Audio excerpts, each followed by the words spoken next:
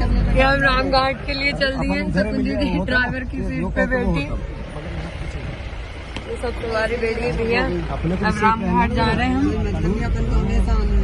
मेरी शक्ल थोड़ी सी खराब आ रही है पर मैंने अच्छे कर ली फिर से। ये पीछे सवारी बैठी है शकुन दीदी। शकुन दीदी कहाँ चल रहे हैं अपन?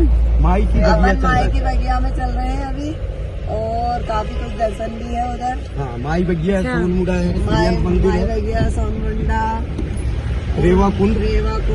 बहुत सी जगह दर्शन करना है, हम आपको आगे बताएंगे, आगे की वीडियो में देखते रहें। यहाँ आ गए हम सोनमुंडा। यहाँ पे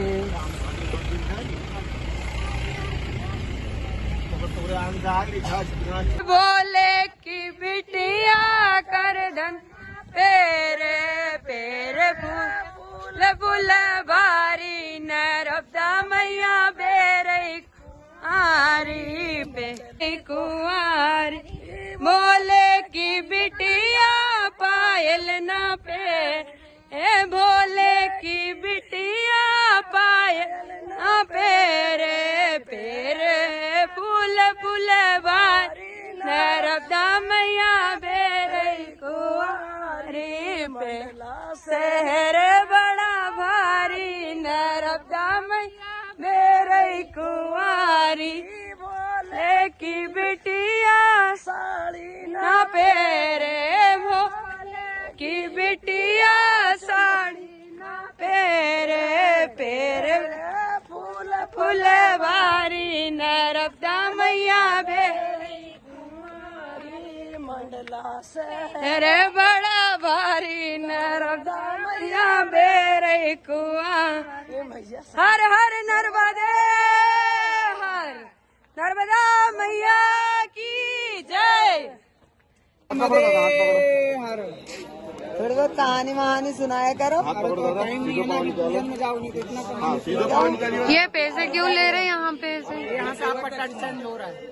जैसे आप लोग नावड़ी पार करते हैं ना सागर, वैसे आप लोग अभी भवसागर पार कर रहे हैं। जैसे आप लोग सागर में नर्मदा इधर रहती, इधर से पार हो जाते हैं, उसी टाइप में नर्मदा वहाँ है और इधर से आप लोग पार हो रहे हैं। सागर में उत्तर से दक्षिण तट, ये भवसागर है, यहाँ उत्तर से दक्षिण तट। परिक्रमा के दौरान 2 बार तट परिवर्तन होता है। नर्मदे नर्मदे अमरकंठ माई का बगिया, यहाँ पर माता जी ने अपना बाल्य रूप बचपना बिताया। जन्म यहाँ पर माता जी का नहीं हुआ है। माता जी जो है एक कन्या रूप में जन्म ली थी शिव जी के कंठ से। अमरकंठ इस जगह का नाम किस लिए पड़ा? अमर का मतलब होता है शिव और कंठ का मतलब होता है उनका गला। अमरकंठ शिव जी का गला, शिव के गले से माता जी की उत्पत्ति हुई है। यहाँ पर माता जी का सिर्फ बाल्य रूप है। अच्छा, यहाँ से 1 किलोमीटर आगे माता जी का जन्म है। इस बीच मैया डिवाइड रूप में, वहाँ पर माता जी का जन्म है और यहाँ बाल्य रूप है। यहाँ पर 12 वर्ष तक माता नर्मदा ने अपने पूरे बचपना बिताया। 12 वर्ष 12 वर्ष तक 5 सखियों के साथ में, जोहिला, गुलबकौली, मालिनी, मलन्या और कपिला। उस जगह का नाम रेवा कुंड किस लिए पड़ा? जहाँ पर माता जी जन्म ली। रेवा कुंड इसलिए नाम है कि एक रेवा नायक के व्यापारी थे, वंशज से व्यापारी। रेवा नायक मतलब जड़ी बूटी के व्यापारी थे। उनके घर पर माता जी का जन्म हुआ था। माता जी कुछ दिन उनके घर में पली बढ़ी। एक दिन उनके घर से निकल करके इन्हीं जंगलों में आकर के वो गुप्त हुई थी। अच्छा, माता नर्मदा उनके घर से निकल करके। तभी रेवा नायक बहुत दिन तक परेशान हुए कि कहाँ गई मेरी माता नर्मदा कन्या, मेरे घर में जो जन्मी वो बालिका कहाँ गई। वो रेवा नायक खोजने के लिए इन्हीं जंगलों में आए थे, माता नर्मदा को खोजने के लिए।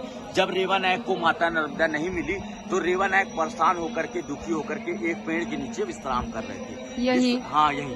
उनके विश्राम करने के दौरान माता नर्मदा का आकाशवाणी हुआ कि हे रेवा नायक, मैं माता नर्मदा हूँ, मैं आपकी बालिका हूँ, आपकी पुत्री हूँ, मगर आपके साथ जीवन यापन नहीं कर सकती, किंतु आपको मैं कुछ देना चाहती हूँ कि तुम्हारी जितने भी जड़ी बूटियाँ हैं सब रत्नों में परिवर्तित हो गए। आज भी रेवा नायक के वंशज हैं जो जड़ी बूटी का कार्य चलाते हैं। अच्छा। रेवा नायक जड़ी बूटी के व्यापारी, उनके जितने भी जड़ी बूटियाँ थी, अच्छा, इसीलिए यहाँ जड़ी बूटियाँ ज्यादा है।